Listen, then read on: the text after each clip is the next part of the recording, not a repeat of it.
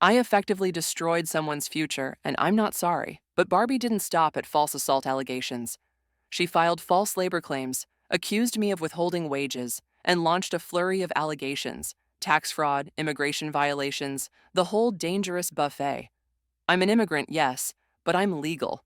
My paperwork is tidy, and my accountant has always complimented how spotless my books are. Still, claims like that spread like wildfire. The local whisper mill did its worst: bad online reviews, suppliers called with innuendo, contracts put on hold while people looked into it. I documented everything meticulously and mostly stayed quiet, believing the truth would surface. Then the harassment became personal. She started driving past my house. She watched The Office. And the absolute line was when she sent my teenage son a string of unhinged Facebook messages: threats, explicit insults, even words that crossed into "I'll kill you" territory. The messages were a nightmare to read. My son was terrified. That's when logic gave way to fear, and I snapped. I called a lawyer friend. We filed criminal charges for the threats and harassment and obtained a restraining order. For the first time, I stopped being the forgiving boss and started being a mother who would do anything to protect her child. We involved the police, filed everything. I also made a hard decision. I sold my business to my right-hand man.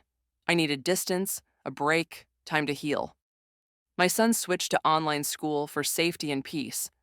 We both started therapy, and in an odd twist, both of us were diagnosed with ADHD.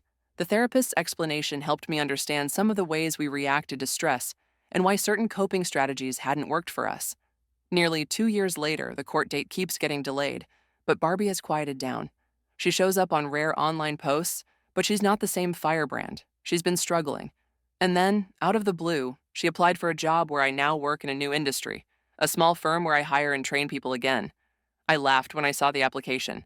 I told HR bluntly that a court order prevents her from being within 100 feet of me. That was a fun conversation.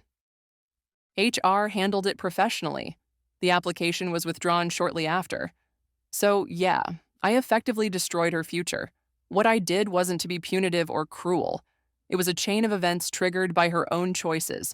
She lied, she threatened my family, and she weaponized the systems meant to protect people. I protected myself and my son. I put boundaries in place that I should have put earlier, and I refused to let a reckless person undo years of work and reputation. Do I feel sorry? Number. I feel resolved. People make choices and they live with the consequences. She chose to escalate, from gossip and drunkenness to theft, threats, and repeated false accusations.